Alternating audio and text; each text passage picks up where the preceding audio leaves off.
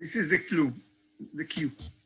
So hello everyone, my name is Daniela Osatsky-Stern, and I am so honored to open this virtual event organized by the Holocaust Studies program at Galilee College in Akko, Israel.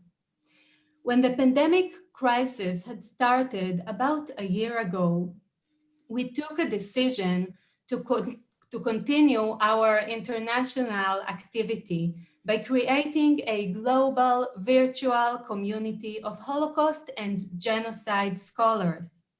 Surprisingly, this new format has brought some benefits and gave us the opportunity to invite several leading scholars to share their work and insights with hundreds of people from around the world. Let me give the floor now to Dr. Boaz Cohen, head of the program, to say a few words. Boaz. We are really happy to see everyone. I must say it's heartwarming to see the numbers rushing up and the faces and the names. We have people from a lot of countries inside, and it's really heartwarming. And it's also heartwarming what Daniela said that before me, but I also want to say that the pandemic is terrible and the price humanity is paying is a hard price, but we are seeing also the opportunities and the fact that we can bring Omer Bartov to Western Galilee without him having to fly all the way. And even if he comes to Israel, it's not the first place that people come to the Western Galilee. I think I heard it in Yad Vashem many years ago. So we really have an opportunity to bring you all to Western Galilee, to bring Professor Bartov to Western Galilee, and to really have this very special event with everyone. I will say also that we are one of the pioneers in doing online events in the field of Holocaust studies, and I think we also do this in children's studies in Hebrew. But we now are looking for the next stage. And actually, we are going to launch, you'll see it in your mailboxes next week, an international course open to every student in the world who will apply and be accepted, of innovation in Holocaust memory. It's a project-based course whereby students will internationally meet for a course. We have enough place for many students. And they will do together projects, new projects, innovative projects of Holocaust memory. And this is one of the new fields that we are looking at. This is for young students in first degree or undergraduates, what you call in the States, or maybe even graduates, but not PhDs or anything like that. So there are a lot of opportunities. We are always welcome to cooperation. And if you have any ideas on doing things together, we'll be really happy to do them with you. So I give the floor back to Daniela. And thank you. And thank you, Professor Bartov. Baruch haba. Thank you. Thank you. Thank you, Boaz. So today we are greatly honored to host Professor Omer Bartov, a prominent researcher of Holocaust studies whose important works are read, known, and appreciated all over. Professor Bartov is the John Birkeland Distinguished Professor of European History at Brown University. His early research deals with the Nazi indoctrination of the Wehrmacht and the crimes it committed in the Second World War. He analyzed it in his books, The Eastern Front and Hitler's Army. He researched the links between total war and genocide in his books, Murder in Our Midst, Mirrors of Destruction, and Germany's War and the Holocaust. Professor Bartov's recent Monograph, Anatomy of a Genocide, The Life and Death of a Town Called Buchach, is a micro-history of ethnic coexistence and violence. The book received the National Jewish Book Award and the Yad Vashem International Book Prize, and has been translated into several languages, including Hebrew. Bartov has just completed a new monograph, tentatively titled Tales from the Borderlands, Making and Unmaking the Past. These monographs are directly connected with the topic Professor Bartov is going to address today, Genocide from Below, Rewriting the Holocaust as First-Person Local History. Also with us today is Jan Burzlaff, a William Aikman Fellow for Holocaust Studies at Harvard University. Jan has published on pogroms and communal violence, visual history, and social relations during the Holocaust in journals such as the Historical Journal, the Journal of Genocide Research, the Journal of Contemporary History, and forthcoming in Yad Vashem Studies. His current project is a transnational history of Jewish survival during the Holocaust. And here are some technical notes. We are recording this session and will upload it to our website. And please keep your microphones on mute. If you have any questions for Professor Bartov, please write them down on the chat. As always, I want to thank Dr. Boaz Cohen, head of the program, Dr. Ronnie Mikel-Arieli, Jan Burzlaff, and Dr. Yaron Pasher from the organizing team. Jan, the floor is yours. All right, thanks, Daniela. Thanks, Boaz, Ronnie, and as usual, the team at Western Galilee College. Thanks to all of you from really all over the world for attending what promises to be a fascinating conversation. And first and foremost, welcome, dear Omer, and thank you very much for accepting our invitation to speak today. Thank you. Thank you. In preparing our conversation, I stumbled upon a quote, and I would like to get us started with this quote from one of your recent chapters in the 2018 volume on the Holocaust and the Nakba. And for that, I'm going to share my screen. And the quote says, "Indeed, the idea of writing a collective, subjective history, particularly one that is split into at least two main personas, is generally uncommon, not least because it requires listening to the protagonists of the period, yet avoiding an anecdotal oral history, that is, the narration of a generation's link to a place through its members' personal tales. In other words, this is a major challenge, yet one that is, to my mind, well worth taking on, precisely because at its core is neither contention nor argumentation, but the need for empathetic understanding, without which history is nothing more than, quote, one damn thing after another." And this is really something that I believe encapsulates well what we're going to do today in our conversation. Several aspects are key: the importance of oral history and first-person documents, the idea of a generation in writing and in researching the Holocaust, the very act of writing about genocide and the Holocaust in Eastern Europe, as well as the role, I would say, of empathy and a scholar's public commitments. But this quote is also a great starting point because it brings us backwards in terms of your career, so to speak, the back and forth between Israel and Palestine, Eastern Europe, and eventually Nazi Germany. Earlier in that 2018 chapter, you write that, quote, "I never quite came back, but have also never entirely left." To start us off, could you tell us a little bit about this personal trajectory, your own path as a scholar in the field? Thank you, Jan, and thank you for finding this quote. Thank you for hosting this event.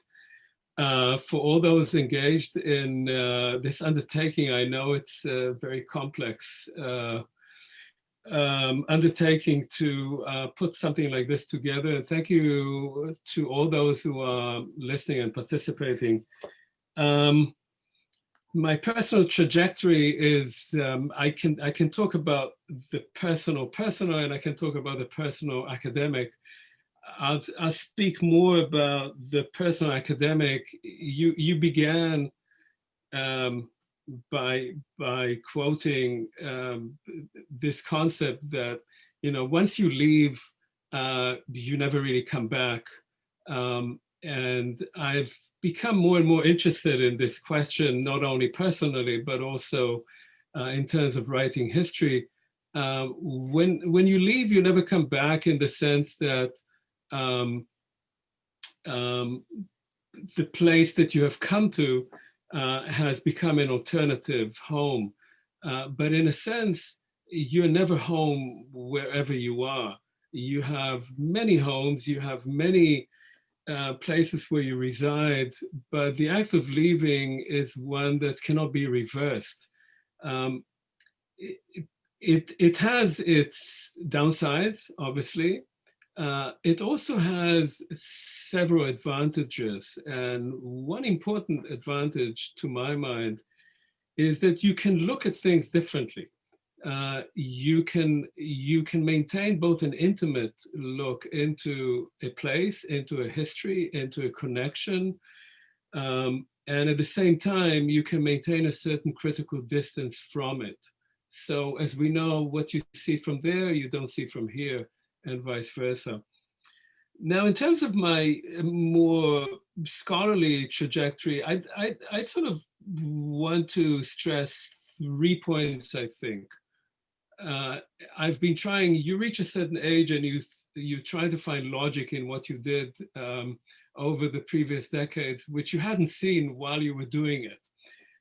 So looking back, I would say I can identify maybe 3 elements that might be useful for a discussion today. One is that I've always been interested in a view from below. Now that relates, of course, to the question of intimacy and distance that I've spoken about a couple of minutes ago. When I started off my career, when I was writing my PhD, I was writing a sort of Ein Blick von unten, as was called at the time in Germany, a view from below, because I was trying to understand what happened on the Eastern Front, and I was trying to cope with a certain conventional thinking about the war in the East, which said that the German army was involved in a fair and decent war. It was, in a sense, protecting Western or European civilization from the Asiatic hordes, as the term was used at the time, but that bad things were happening in the rear, and they were done by Hitler's nastier elements, by the SS, the Gestapo, and so forth. Since I didn't really buy into that argument at the time, I thought, how does one understand what actually happened there? And my sense was that instead of looking at things from the top, as some historians had done already in the 1970s and early 1980s, one would have to look from below to see what combat troops were actually doing. So this led me to this kind of view of studying certain combat divisions which were fighting on the Eastern Front. That sort of interest has remained with me. And when I started doing research for this last book, for Anatomy of a Genocide, and I started that a good 20 years ago, I went back to that notion of a view from below, but rather than doing it through selecting certain army divisions, I chose a place. I chose a certain site. But I wanted to see how something vast, whether it was the war on the Eastern Front, where millions of soldiers were engaged, or something vast such as the Holocaust, where millions of people were slaughtered and hundreds of thousands of people were engaged in that, how that actually worked out on the ground. What did it look like? And for that, I chose this view from below. So this was one thing that was very important to me and that led me, in the first quote that you cited here, also to thinking about the history of the place that I came from, the history of the place where I was born, of Israel-Palestine, and to think about it not through the grand national narratives, the grand competing national narratives, but rather through the perspective of a generation and through the voices of a certain generation. And we can talk more about that later on. So this was one trajectory, I would say. The second has to do with, I'd say, types of violence and the links between them. And that was after I wrote a couple of books on, or actually 3 books on the war in the East. I became increasingly interested in the relationship between World War I and World War II. And one thing that interested me, I won't go into the whole thing here, of course, but one thing that particularly interested me was both the experience of an unprecedented type of violence and its representation, its subsequent representation. Because there was an argument, as we all know, that the Holocaust was something that was unrepresentable. It was something that we didn't have the words and the tools to describe, to think, to represent. But going back to World War I, I realized that these same arguments were made in the wake of World War I, that too was such an unprecedented type of violence that people did not know how to represent it, how to think about it, how to write about it. And that similarity interested me. The difference, of course, was that World War I was a case of industrial warfare. It was in many ways the first industrial war, whereas the Holocaust was a case of industrial murder. It was the killing of civilians. Of course, there was also industrial war. Of course, there were millions of soldiers, but it also was a case of genocide, and a particular kind of genocide. And so I was interested in that relationship. And the third, I would say, that has been on my mind a great deal was the question of motivation. What motivates people to act as they do, particularly what motivates people to perpetrate violence? And that too, one could look at that from below, one can look at that on the local level, one can look at that on the national level, and one can look at that also in this sort of larger trajectory, say, of World War I and World War II. And I'll just make one point of that. One thing that most interested me in that, and that I initially wrote an essay on that way back in 1998, and then went back to that in the book on Buchach, is that one of the main motivations for violence is a sense of victimhood. And the victimhood is a great incentive and a great license, a sense of victimhood for perpetrating violence on others. And it begins a sort of chain of events, because obviously those upon whom you perpetrate violence are then victims who are seeking then to victimize others. And that is something that we could see very much in the narratives of World War I, of World War II, and very much in the Holocaust, and very much in the case of Buchach itself in one town. So let me stop here and we can continue this. Well, that's perfect, because I'd like to pick up on what you just said about this question of motivation or motives, because one of the core questions that really has animated your research is what motivates people to commit violence and genocide. And initially, as you said, you started off with Wehrmacht in the late 1980s, and then you shifted to other political actors, Polish civilians, Ukrainian nationalists, and with Buchach, one could say, has now emerged the figure of neighbors. Could you tell us about this question of motives and motivations for violence, and how would you answer this back then, and how would you answer it now, before and after Buchach? Okay, yeah, that's a complicated question. I'll age myself, but I started this already in the early 80s, actually, in 1980.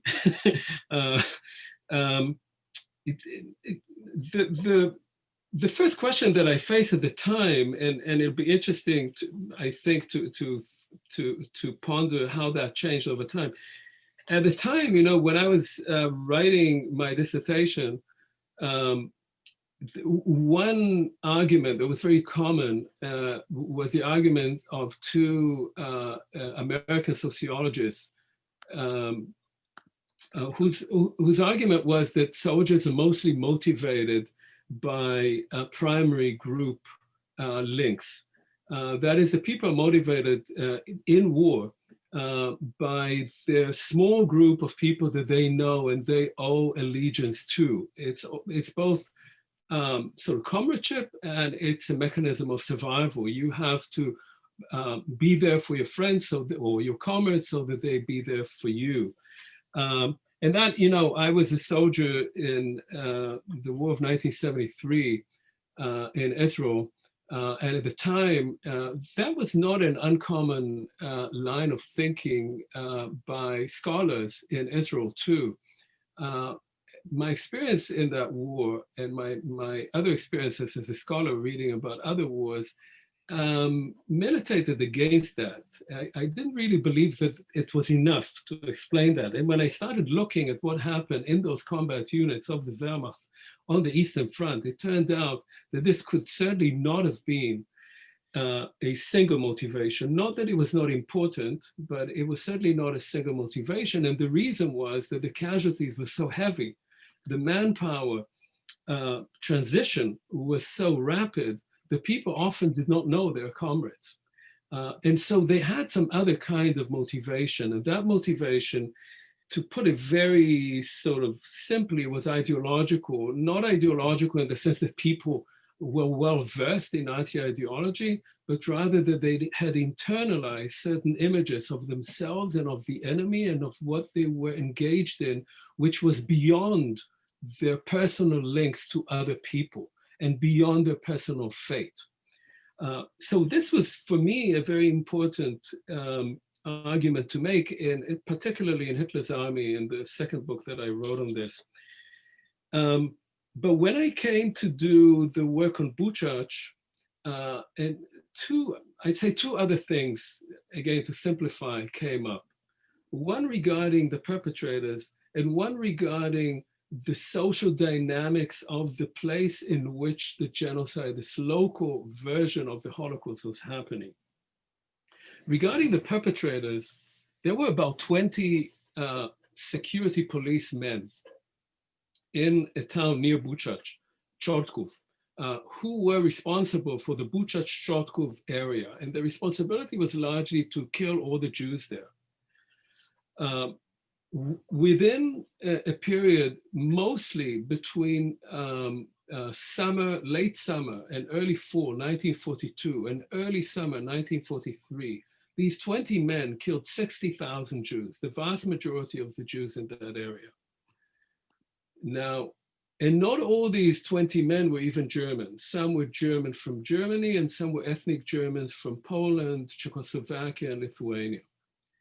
Now, these 20 men could not have possibly killed so many people in such a large area with distant villages and towns without major assistance. So that is one side of it. But what was their motivation? They were not really engaged much in ideology. They had certain ideas. They knew that the Jews had to be killed. Before they killed the Jews, they spent about a year in Jewish communities, and they got to know the Jewish communities there very well. These Jews were not only people who lived next to them, they came in and out of their homes. They worked as their babysitters, as their cooks, as their doctors, as their drivers. They were there all the time. They got to know each other by name. And so that seemed to me quite different from the situation that I had described and analyzed when I was writing about those young German soldiers fighting on the Eastern Front. For one thing, those people, the security police, were partly there because they didn't want to be soldiers on the Eastern Front where one could easily get killed. When you were in the security police in those bucolic scenes, you were pretty safe. But something else was at work. They were having a really good time when they were there. They had unlimited access to food, to alcohol, to tobacco. There was a tobacco factory nearby, to sex. They could have sex with whoever they wanted because they had complete power over life and death. And they remember that even 20 years after, when some of them were interrogated and very few of them paid any price for that, they remembered that time as the best time of their lives. They brought there their wives, their mistresses, their children. And so in a sense, when you ask what motivated them in large part was the fact that they could do whatever they liked. They were masters of that place. And as such, because they came from low middle class backgrounds and they went back to that, as such, they became masters. The power itself in that locality gave them something that they had never had before or after.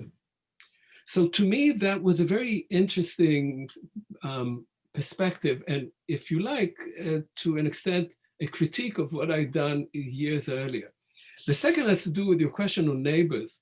And I would say that here, there's a sort of long-term trajectory. The book on Buchach is not only, half of it is dedicated to what happened right there and then. It's a very close analysis of the events between 41 and 44, going then forward, because it also deals with Polish-Ukrainian violence into the return of the Soviets, so until 46, 47. But the other part of it is a long trajectory of relations between the people who had lived in that town for 400 years, side by side, for 4 centuries. When I started the book, I was really interested in the interaction between the victims and the perpetrators, which meant to me the Jews and the Germans. But I quickly realized that in fact, the way things worked out there had to do with the relations between the Jews and their neighbors. And in that place, the neighbors were Poles and Ukrainians, as was in hundreds of towns across Europe's eastern borderlands. They were all of mixed populations. There were no such things as Städtlach in the sort of Jewish notion of there being only Jews there. This existed only, as a literary fiction, but not as a social reality. And so there, what you saw was that the motivation, I'd say, first of all, that the growing inter-ethnic tensions, which were rising since the late 19th century with the rise of nationalism, with the creation of narratives of who belongs here and who does not belong here, started playing increasingly into the relations between these groups, were triggered much more by the events of World War I, which was the first case where there was clear violence between the groups, and were then, of course, used by the Germans to their own ends, which brings me back to those 20 German policemen who could only do what they did with major collaboration from the local non-Jewish groups in the area, which were engaged in that partly because of those narratives,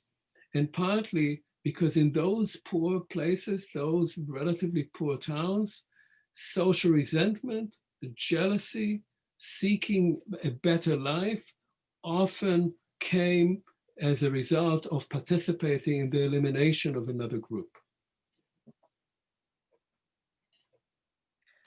What you just mentioned really highlights, I think, the relationship between political cultures, this narrative of victimhood that you said, these ethnic tensions and inter-ethnic relations that were really boiling up after World War I and genocide ultimately.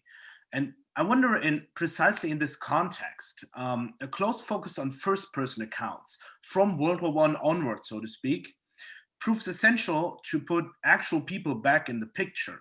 And it seems as if your intellectual trajectory that you just described represents at its best the path that Holocaust studies as a whole has taken since the late 1990s. And indeed for Buchach, you look unremittently at genocide from the bottom up, which is now an ongoing collective project, one could say, of Holocaust and genocide studies.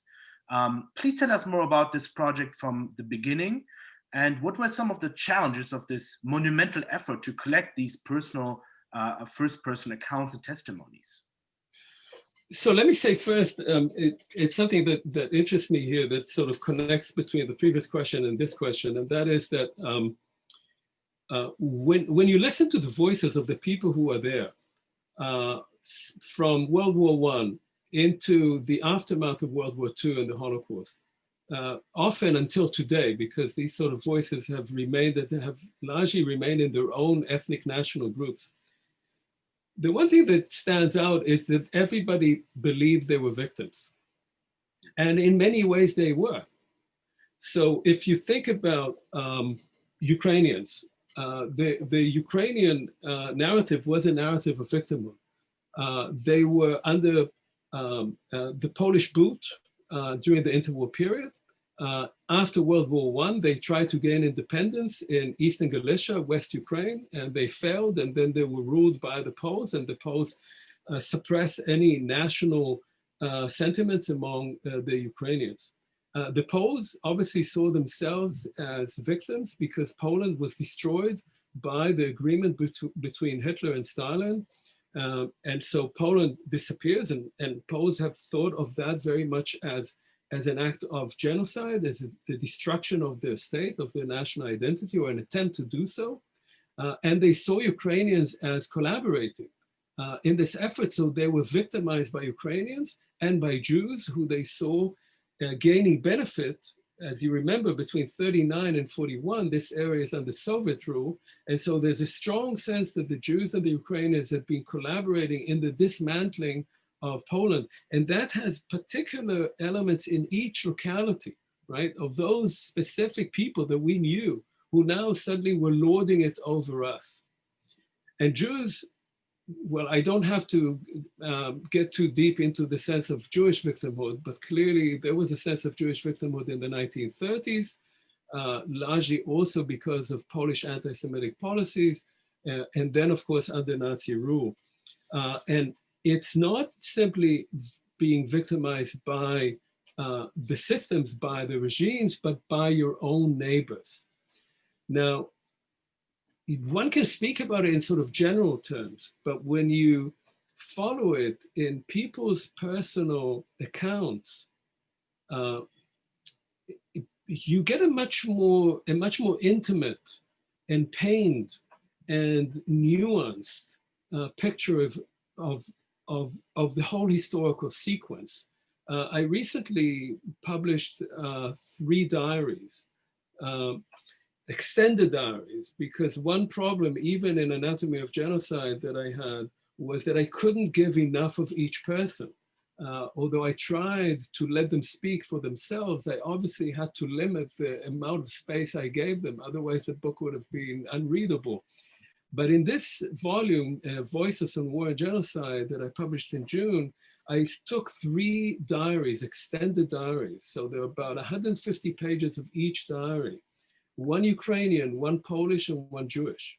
And when you hear that story told through the perspective of one individual, you get much more nuance and understanding of how different groups saw things differently, the same events. Now, to extend that into a methodology of writing history is, of course, very complex. You know, everybody here knows that historians have often been very suspicious of using first-person accounts. And for some reason, often Holocaust historians have been particularly suspicious of that, which is interesting and takes you back all the way to Nuremberg, to the Nuremberg Tribunal, and to the fear of using too many victims' accounts, thinking of them as subjective, and the criticism of the Eichmann trial that did that, right?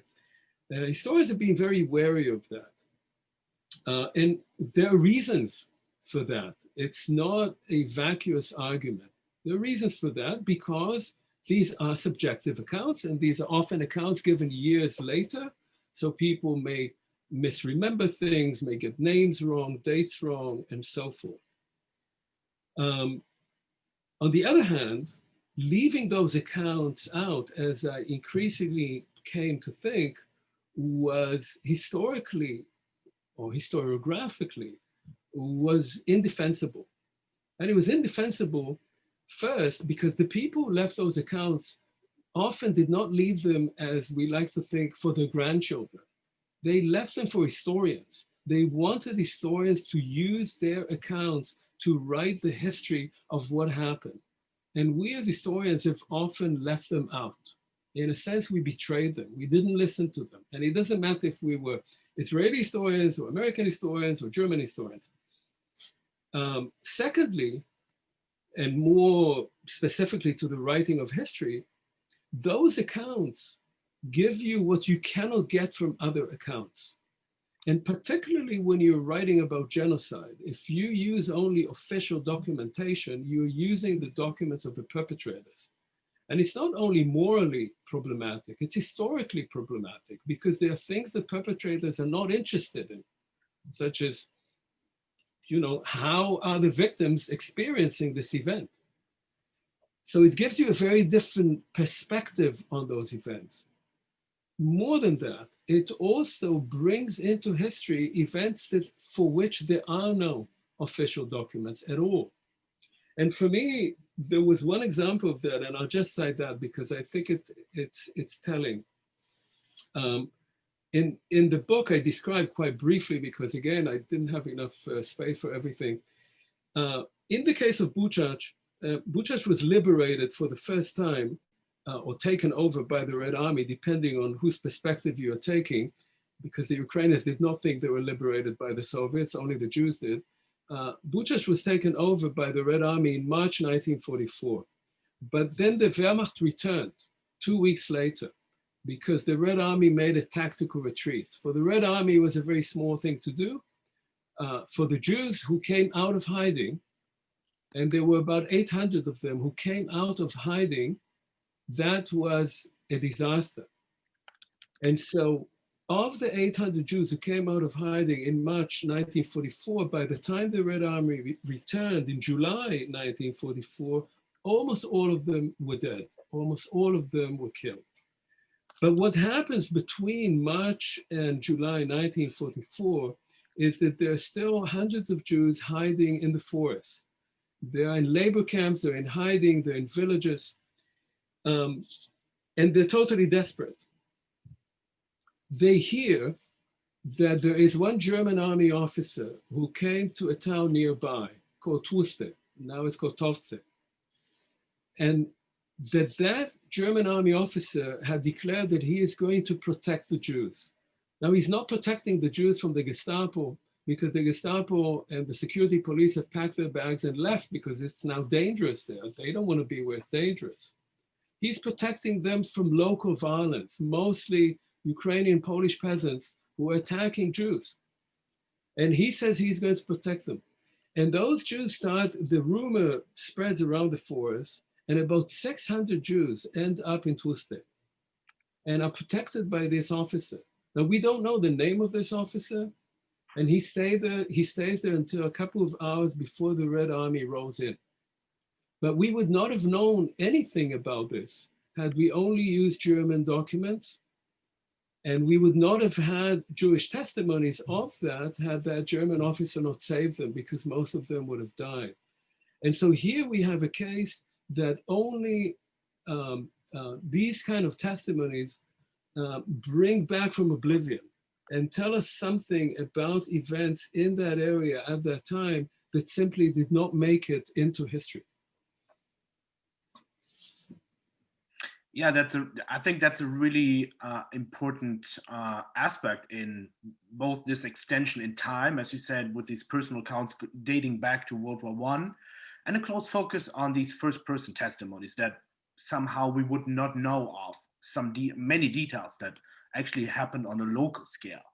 But there's also you describing an enlargement in the variety of actors, notably Poles and Ukrainians in the case of Buchach. And when I was preparing this conversation, I was thinking about similar path-breaking studies. I'm thinking about Jan Gross's study of Jedwabne, or more recently Jan Grabowski and Barbara Engelking's Night Without an End, which have had an equal impact on the field as such in Holocaust in Eastern Europe. Many themes are shared, indeed, about the participation of local non-Jews and the protagonist's intimacy. So when we go about this micro level, this really study of one town, life and death of Buchach, is it the small place that helps us to think big? In other words, how would you say that we can strike a balance between this big picture that you described with your first books and now this micro level of the Holocaust? You know, I mean, I've been thinking about, you know, what are the benefits of this sort of Blick von unten, this view from below, and what I learned from it.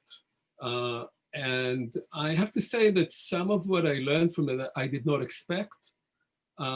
And I now, having spent a fair amount of time doing this, I'm much more convinced in its importance, which is not to say that larger histories, the sort of big histories, are not necessary. Of course they are.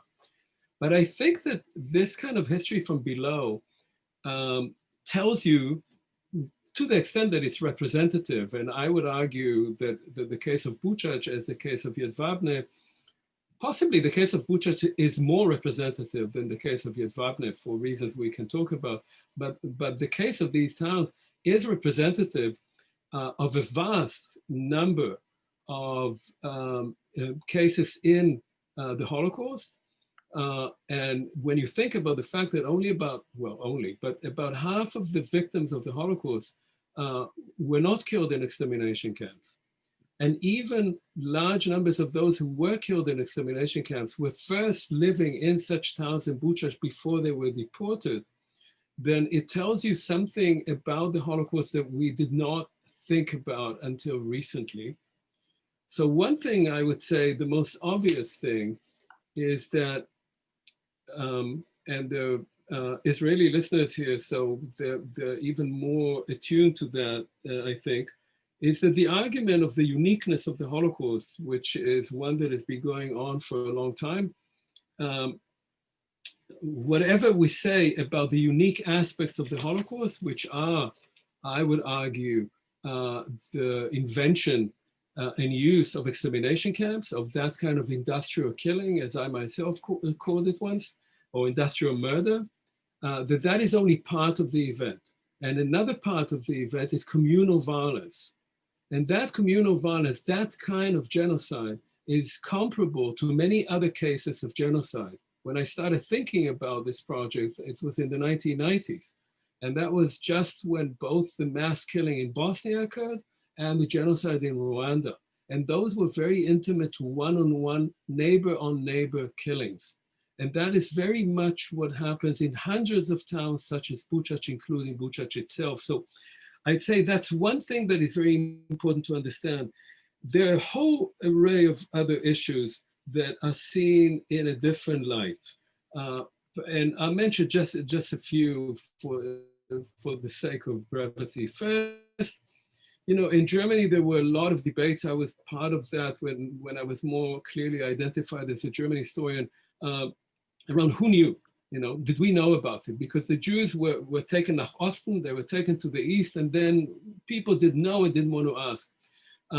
So it was supposed to be secret, and it was also, the killing was supposed to be impersonal because of the extermination camps, which were made to make the killing as impersonal as possible, presumably in response to the one-on-one killings of the Einsatzgruppen. But when you look at places like Buchach, none of this is relevant, because there the killing is completely public. Everybody is watching it, and everybody knows everybody else. The perpetrators, the victims, the bystanders, they all know each other, often by name. So it's public and it's intimate. A third really important element is that the very terms we use of victims, perpetrators, and bystanders don't really work too well when you look at it on the local level, particularly the term bystanders. because in small towns, nobody stands by. It's not like you don't see things, and it's not like you don't respond to them. So if your neighbors are taken away and shot on the street, even if they were your friends, what then happens to their apartment? What happens to their furniture? What happens to the cooking utensils? If you don't take it, somebody else will. And so once you begin taking part, even if you're not participating in the murder, even if you're not denouncing people, you're still becoming part of the process, because it is a social event in which everyone is participating. And so this notion of bystander is greatly qualified, and I can say much more about also victim and perpetrator, depending very much on which period you're talking about. If you're speaking about 39 to 41, 41 to 44, 44 to 47, they change, they rotate. So that too is a hugely important element to think about. And finally, I'll just say this. People often want to think, and there are many books about it, about who are the good people and who are the bad people. So it's not only perpetrators and victims, it's also about good and evil. When you look at what happens in towns such as Buchach and so many others, obviously there are some people who are particularly evil, and obviously there are a few people who are completely altruistic, but the majority are in between. And just to explain what I mean, I'll just use the following example. Most of the Jews who survived in towns such as Buchach survived because somebody, or usually many people, helped them. You could not survive without Christian help. It was very, very difficult. There are very few such cases. You needed, even if they didn't give you shelter, they gave you bread, they gave you milk, they somehow helped you. On the other hand, most of the people who were still alive after the Judenrein of June 1943, who were hiding in the forest and so forth, most of the people who were hunted down by neighbors. And most of the people who were killed, they were killed by the Ukrainian police, not by the Germans, because the Germans didn't really like going into the forest. And at quite a few times, and you can't quite quantify it, the same people who were sheltering were also denouncing. And some people who engaged in killing were also sheltering. And so we find that there is a vast array of, I would call, an ambiguity of goodness, which doesn't fit into the larger trajectory, into this Überblick, and yet is the core of the social experience of genocide on the ground in one town after another. There's more, but I'll leave it here. That's fascinating. Thank you so much. In what remains of our conversation before we get to the audience, because I see the questions are piling up in the chat, I'd like to return to the role of a Holocaust scholar as seen in the initial quote of your chapter. Especially for Holocaust scholars, the current moment is a challenging one. Buchach, with its award, testifies to the success both inside and outside the academy, because it is simply a compelling story to read. On the other hand, the topic of, for example, collaboration is still very complex, and memory politics are currently boiling across Eastern Europe. For example, few scholars have ventured to write so extensively as you did about Ukrainian relations, Ukrainian Jewish relationships during the Second World War. How did the reception of your works in the public sphere evolve over the years? That's a good question. First of all, let me just say that I've never liked being a Holocaust scholar or historian. I wrote something about that recently, but I've always felt very uncomfortable with that title, and it took me coming to the United States, leaving my home, and coming to the United States when I was already in my mid-30s. To actually begin writing on the Holocaust. I felt very uncomfortable with that notion. I can talk more about it, but it's always been challenging for me to think of myself in that sense. And perhaps because of that, I tended to go either, well, I started off writing about Germany, And then when I began focusing on genocide and the Holocaust, I wanted to see it either in a sort of larger trajectory. And I do see the Holocaust as one of many genocides that occurred in the 20th century. It has unique features, but it's also part of a larger story that we have to understand if we are to understand what the Holocaust was about. And looking at the minutiae, at the local, because on the local level, it's not the Holocaust that happens. People living in a town like Buchach are not in the Holocaust. Obviously, we know now that they are, but they are in the events that they're in with their neighbors, with the Germans who come there. And so in that sense, it's not, if you like, a history of the Holocaust. It's a history of what happens in a locality as part of a much larger genocide. Now, directly to your question, I've never been interested really in writing a history that doesn't have a question and that doesn't try to, not to undermine, but to challenge certain conventions. So as I said, initially it was about the convention, about the cleanliness of the Wehrmacht. And so, yeah, that got me obviously into trouble. And I remember coming to Germany and at the time still many German army veterans sitting in the front rows of lectures and sort of arguing with each other as well as with me over whether it happened in their units or not. And that is a debate that continued in Germany, as you know, well into the late 1990s. And in some ways it's still alive. To what extent the Wehrmacht was a criminal organization because of what it says about German society as a whole at the time, which talking about the Gestapo or the SS does not tell you, because the Wehrmacht was vast and in many ways representative of German society. In terms of this book, I can't say about Ukraine because I haven't received enough responses from Ukraine to know, or critical responses. I did go and talk about it in several places in Ukraine, and I received good responses from college teachers, people who teach the Holocaust there, young people, but that's a little bit too anecdotal. I was very pleased with what I've seen from the responses in Poland, I have to say. Now, obviously, there's another side in Poland that probably does not like this book, but Polish scholars have responded very positively. Reviews from what I've seen have been positive. And what I liked most in that response was that people felt that what I was doing, I was trying to give the different perspectives of the different groups. It's not that I wasn't judging. It's not that I do believe in historians having a judgment, but I was trying to give the perspectives of all three groups. In Israel, I received some good, very nice responses to the Hebrew edition. I would say I had a very interesting event, and I've just mentioned that I spoke to a group of PhD students at Tel Aviv University just before the pandemic, when we could still go places. And a number of the students there were surprised that the book did not give the bigger narrative as well. Like say, well, but there was Nazi ideology, you don't talk about Hitler, you don't talk about the final solution.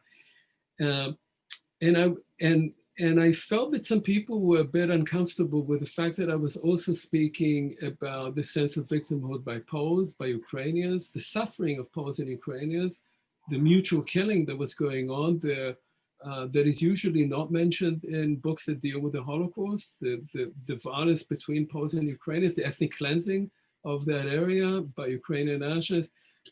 There was a bit of a sense that I was taking this to a place that did not deal with the Holocaust on its own.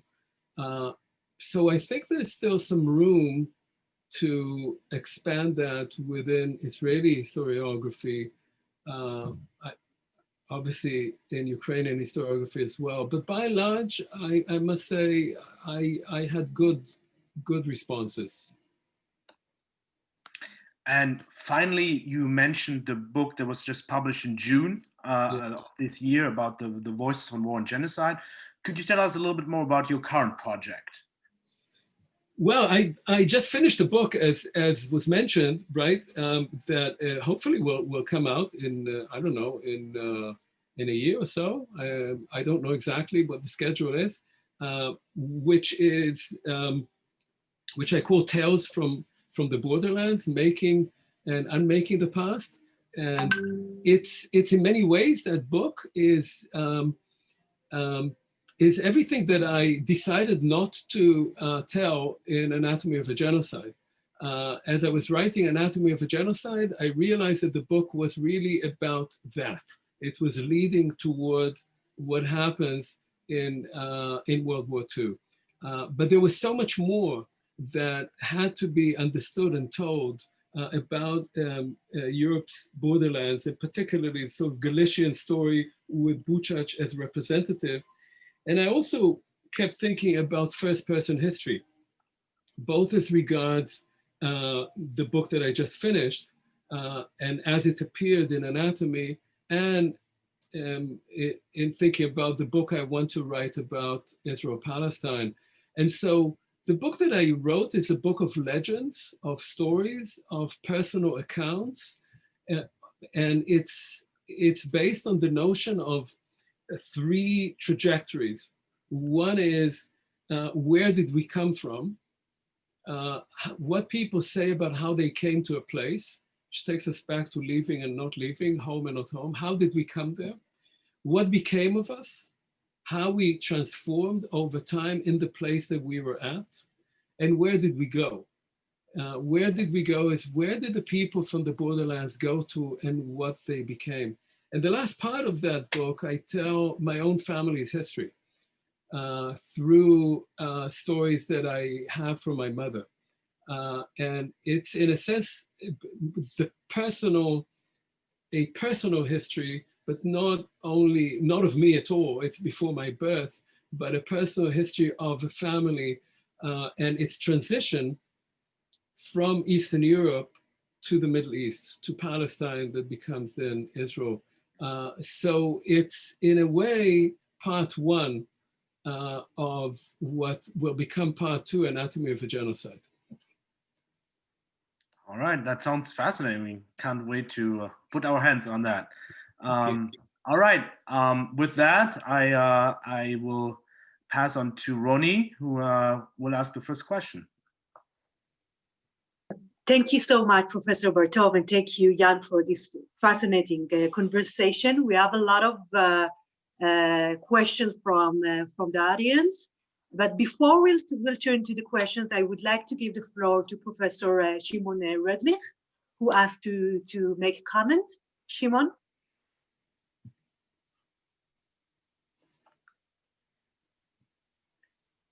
Just a second. Ask him to unmute. Yes, you should unmute yourself.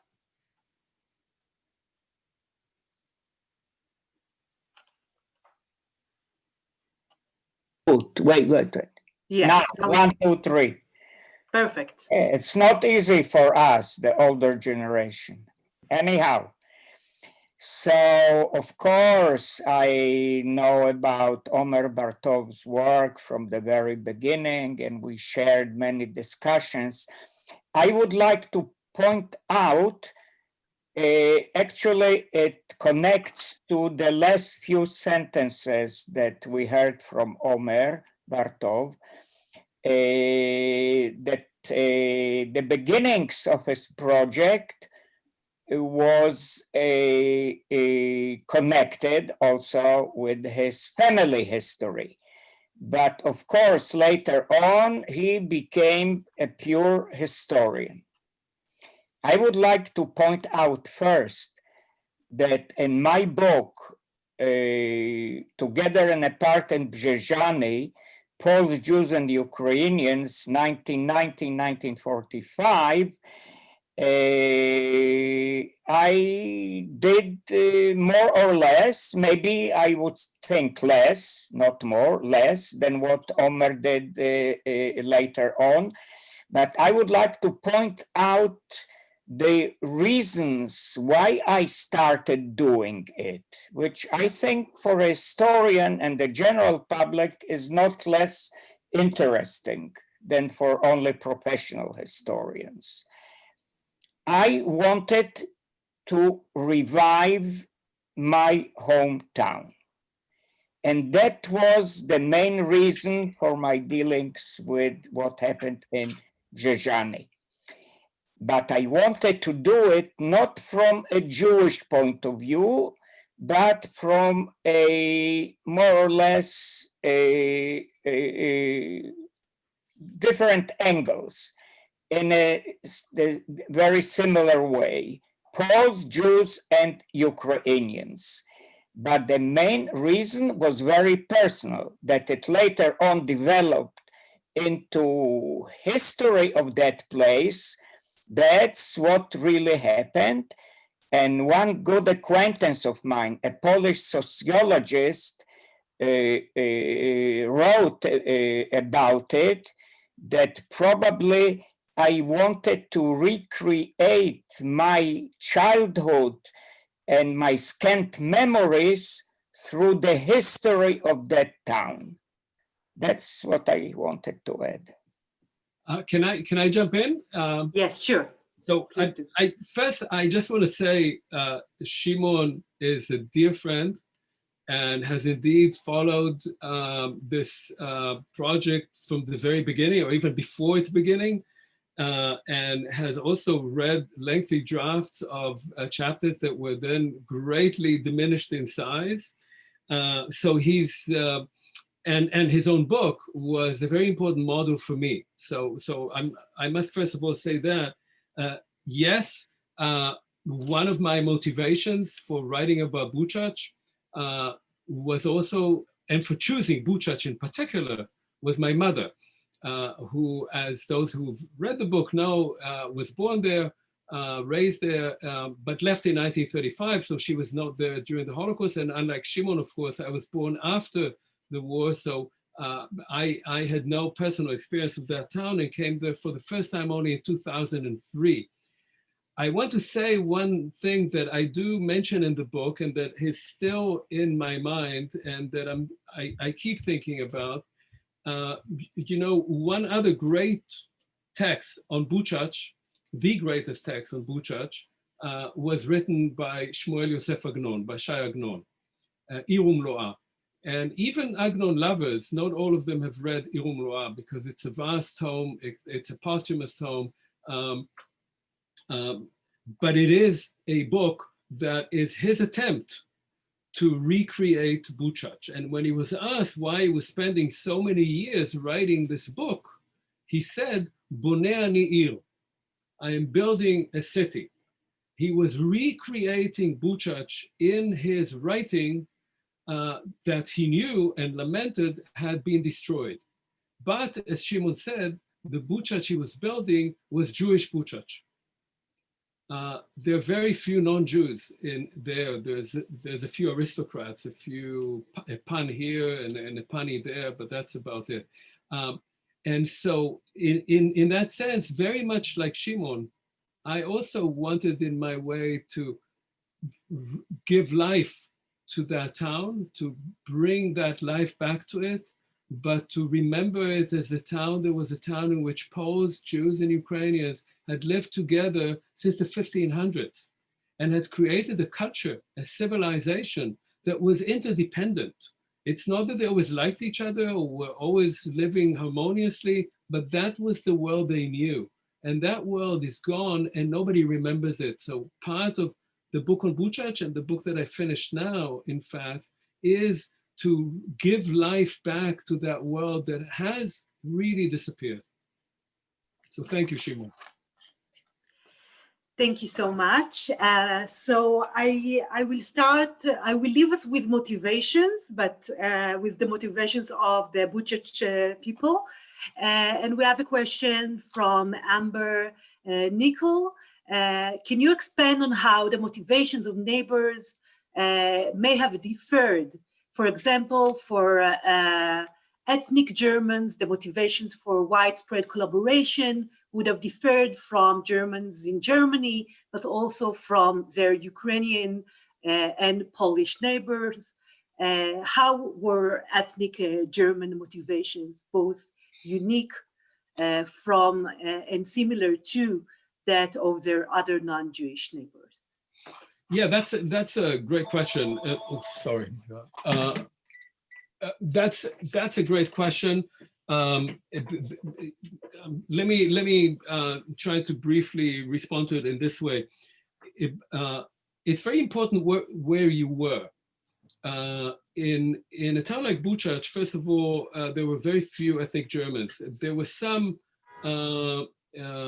villagers who were ethnic Germans, and those tended to work together with the Germans once the Germans arrived. I'm really sorry. Let me. Okay. So ethnic Germans don't play a major role. If you look at the book of diaries that I published, Voices on War and Genocide, there is an account there of ethnic Germans who are working with the Germans. And they sort of shift from being identified as Polish to being ethnic German according to the politics of the moment. But what is interesting is that the relationship between Jews, Ukrainians, and Poles in Eastern Galicia, because it's quite different from the way it works out if you move further west into the heartland of Poland. So the Poles under German rule begin feeling increasingly under pressure from Ukrainian nationalists. And in a sense, that creates apparently greater identification with the fate of the Jews. And so in the surrounding villages, there's some specific Polish villages in the area. Jews have a much higher likelihood of being sheltered in these Polish villages than anywhere else. And in fact, there's some testimonies. There's one specific woman who was then a girl who says that she was saved in the Polish village from the Germans, and then was almost killed as a Pole by Ukrainian nationalists who raided that village as a Polish village in 1944. And so that's very different from where you go, say, to Jedwabne, right? That's a different relationship. And another thing that's very important to understand and that I was thinking about when you read, because I used also Ukrainian and Polish personal accounts. And when you analyze those accounts, Polish and Ukrainian accounts have very little to say about the Jews. They're not that concerned with what's happening with the Jews. If you ask them, then they will talk about it, but normally they don't say much about it. They are concerned very much with each other. So for them, much of the inter-ethnic tension and the violence and the fear is between Poles and Ukrainians. And that's what remains in both Ukrainian and Polish memory. There are now memory laws in Poland and Ukraine that are one targeting the other. What for Ukrainians cannot be defamed, such as the OUN and UPA, for Poles now are organizations that have to be identified as organizations that were involved in genocide against Poles in Volhynia and Galicia.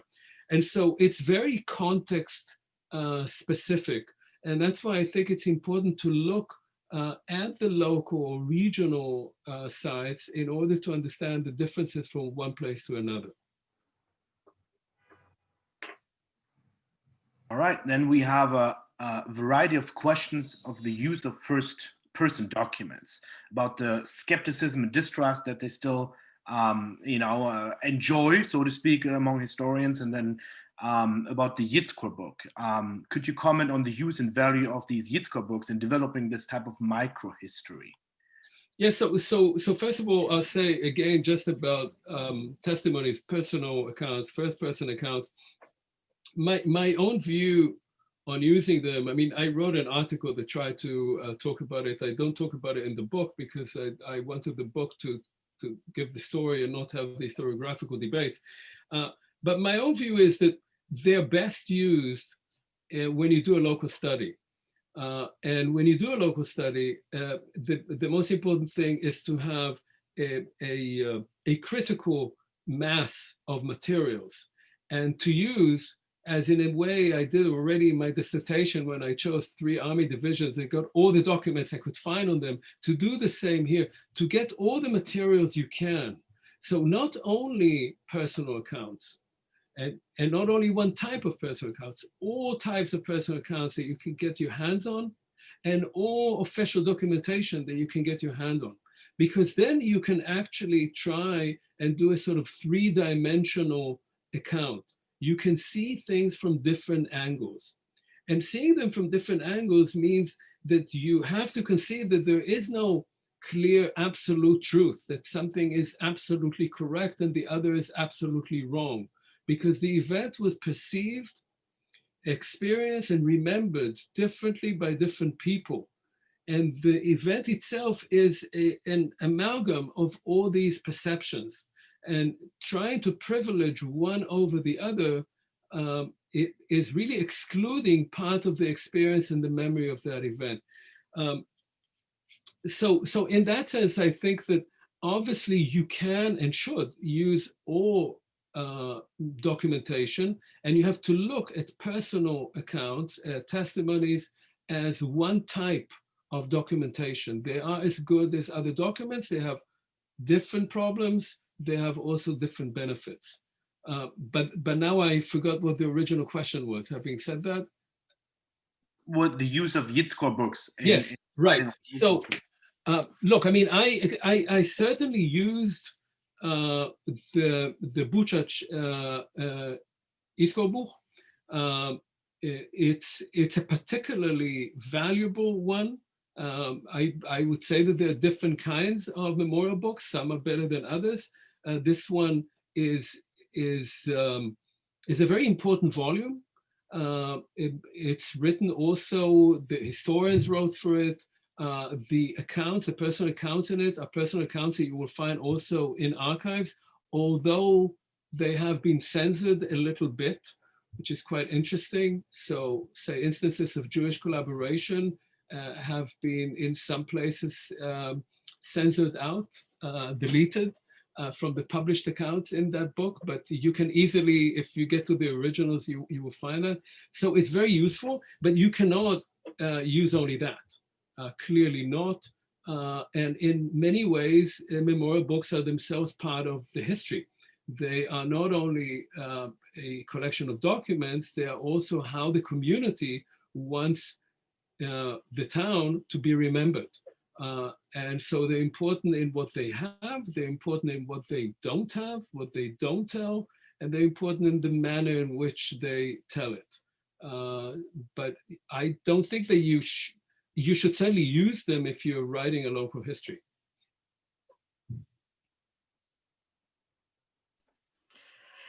So, Professor Bartov, I have here a very general question.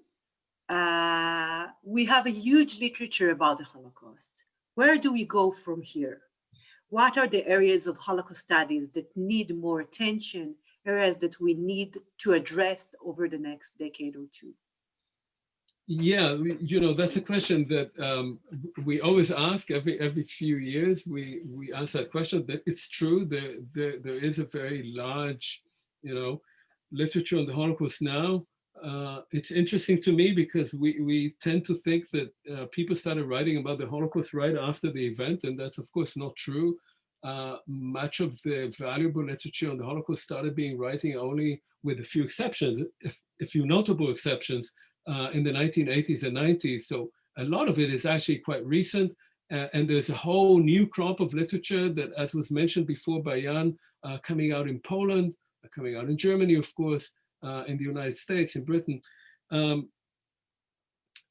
In part, you know, I'm biased on this because of the work that I've done. So I do think that we would do well to have more local histories.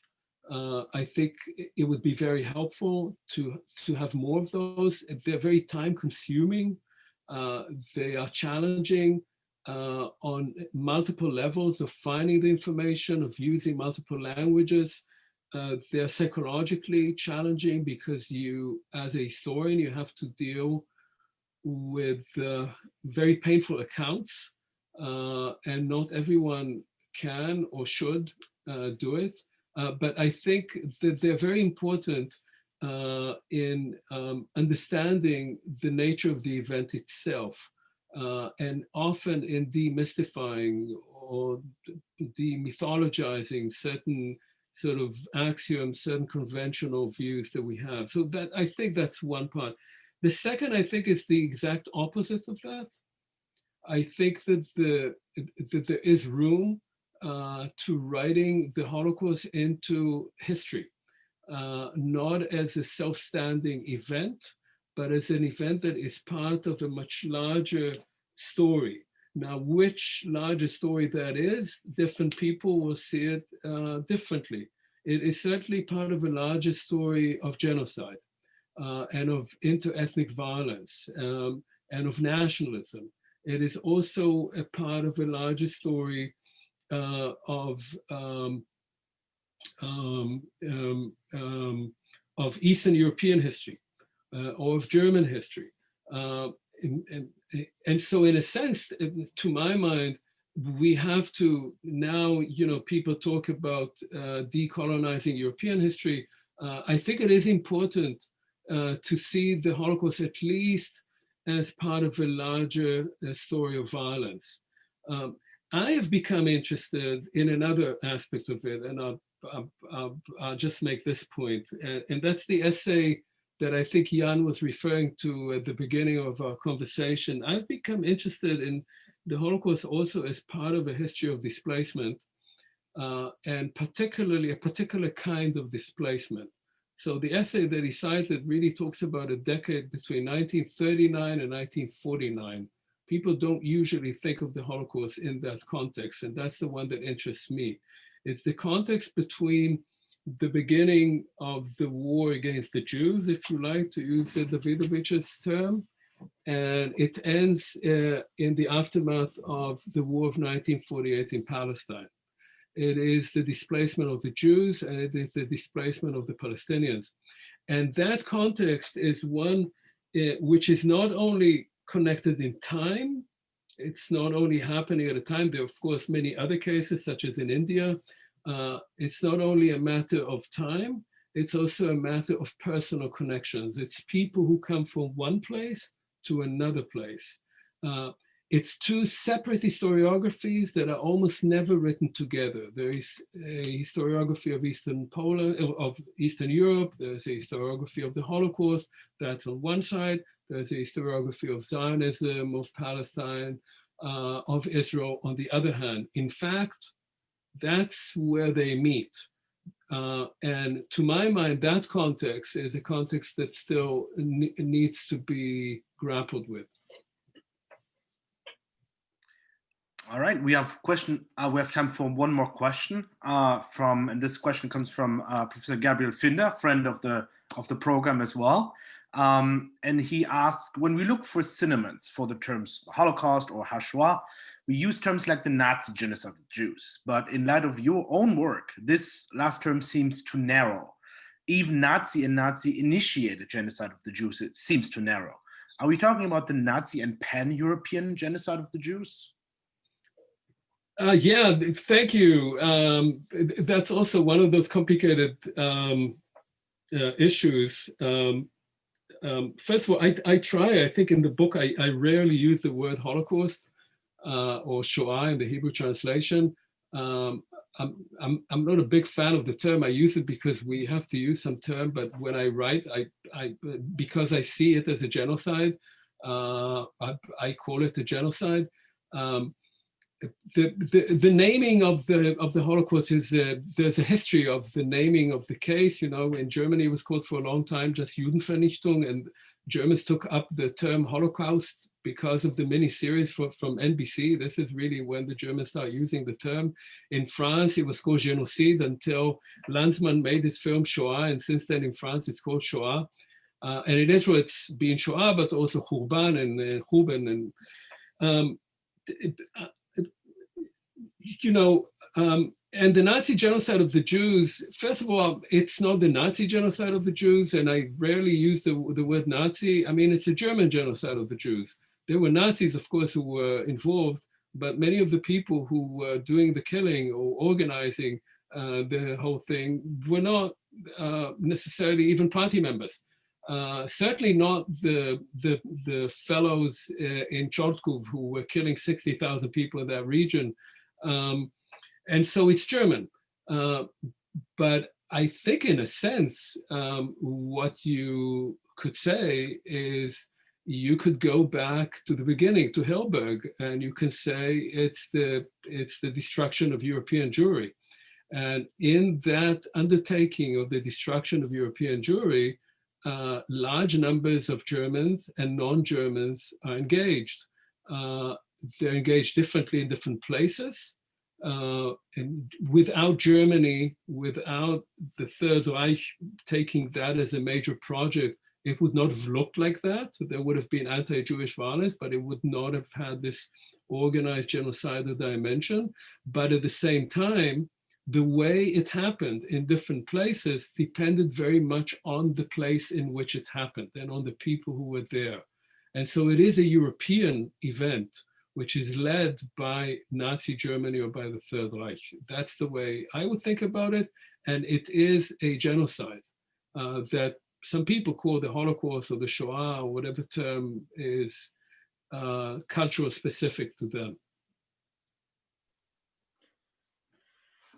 Thank you so much, Professor Bartov. It's always a pleasure to listen to you, but this time it was really unique, and I would like to conclude by thanking you for taking us on a journey on behind the scene of your academic path, your personal path, and I'm personally fascinated by the view from below.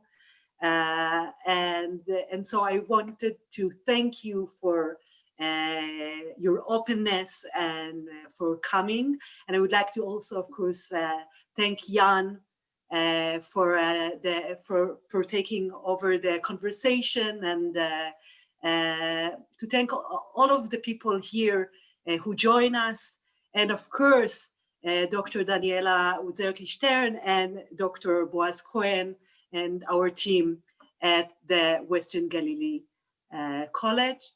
Thank you all for coming. And of course, we will be in touch regarding our next event soon. Thank you very much. Thank you all.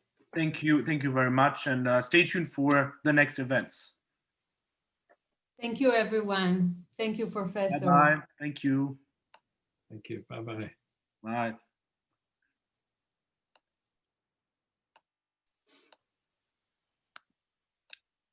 Thank you. Bye, everybody. Bye.